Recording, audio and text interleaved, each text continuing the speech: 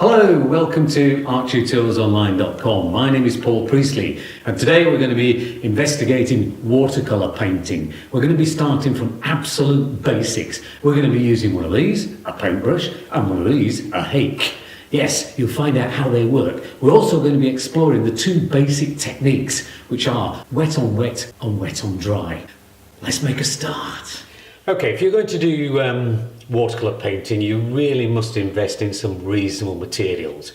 First of all, paper. I've not stretched this paper because this is just going to be a very simple exercise we're going to do today. You need to invest in some reasonable, good quality watercolour paper. Don't be tempted to use copier paper, cartridge paper, anything like that.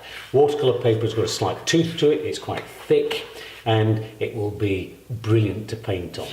It's worthwhile getting some good quality watercolour paints. Don't be tempted to just use poster paint from your local newsagents or something like that. Go to an art shop, get some reasonable quality paints. The same applies with brushes.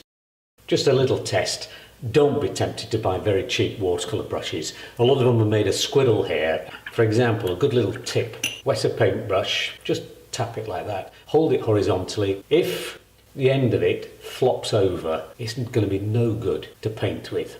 Squirrel hair brushes won't do that. They'll just flop over, and quite honestly, you're wasting your time trying to paint with them. You'll notice here I've got three types of brushes. These are basically standard brushes. This is a number 14 brush. This is called a mop. It's usually used for putting large blocks of water onto your piece of work. Does exactly the same thing, but it's much cheaper. It's called a hake. Again, you do the same thing. It's for wetting the paper, to use wet on wet techniques. I'm going to show you the two basic techniques of watercolour painting. First of all, we're going to use wet on wet. Now, wet on wet is exactly as it sounds. I'm going to wet the paper. Just put a little drop of water on. Now, don't get the paper too wet. It should be just glistening slightly. I'm going to mix up a colour. For example, if you were doing a sky or something like that, I'm just going to use a blue here, as you can see, just a blue, and I'm just going to gently drag the colour across. I'm not going to do anything to it. I'm just dragging the colour across like that, nice gentle strokes, and I'm just going to leave it. Now you'll notice the colour comes out very soft. All just blends away. You'll also notice the colour, particularly blues, sinks into the little valleys in the paper. You see? Now, that's basically wet on wet. Now watch what happens when we do wet on dry. Now this time, I'm not going to wet the paper first. Now watch what happens. Get your brush fully loaded, but this time I'm going to hold my brush like that. I'm holding it in my hand like this, and I'm going to hold the brush almost parallel to the surface, and I'm going to just drag the brush across. Now watch what happens now. We don't get the smooth effect that we had before, we get a much more textured effect. Now this nice textured effect, as you can see, let's put a drop of paint on. Now imagine you're doing a sky this time, but this time the sky has got one of those little drifts of cloud in there. Now you'll notice now that the sky has come out very patchy, very detailed, very textured, quite different from that. Watercolour is a combination of these techniques and playing around with these techniques.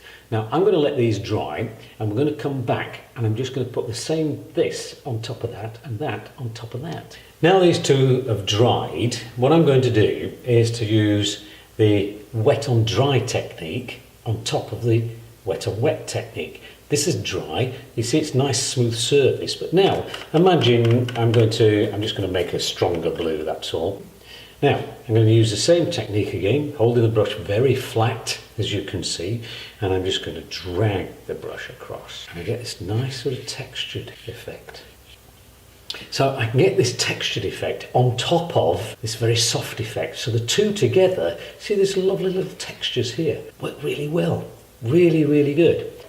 I can also do a similar thing. If I move this up here, I've now got my wet on dry, I'm now going to use wet on wet on top. So for example, let me just change the colour slightly. So I'll put a little bit of crimson in here to make this slightly more purpley. Just going to test it here just to make sure it's not too strong. What I'm going to do now, paint right over the top, but before I do that, I'm just going to dampen it slightly. Now you must make sure this is perfectly dry first, and you just like that. Don't go backwards and forwards, otherwise you'll pull all the paint off, which is not what we want to do. And I'm just going to, you see, I can tint the paper behind, and I can put large areas. You see, I'm just tapping now into the wet paint. You see, here, look at the lovely effect you can get. You see, now I've got my detailed bit, the textured bits here, and I've got these very soft, subtle bits over the top. What I would suggest you do is you get a couple of sheets of watercolour paper and you practice this. Thing to remember is not to put too much paint on the brush. You don't want the paint too thick, you don't want it too dark. Don't, for example, be trying to paint with that sort of thing. It's going to be far too strong to do this. Just do it nice and soft and subtle to start with and see how you get on. Practice, practice, practice. Don't fiddle. Thank you for watching arttutorialsonline.com. I hope you've enjoyed my video. If you have enjoyed the video, then perhaps you could subscribe to my channel. And if you really enjoyed the video, then perhaps you could share it with your friends and get them to subscribe as well. That would be wonderful. Thank you very much.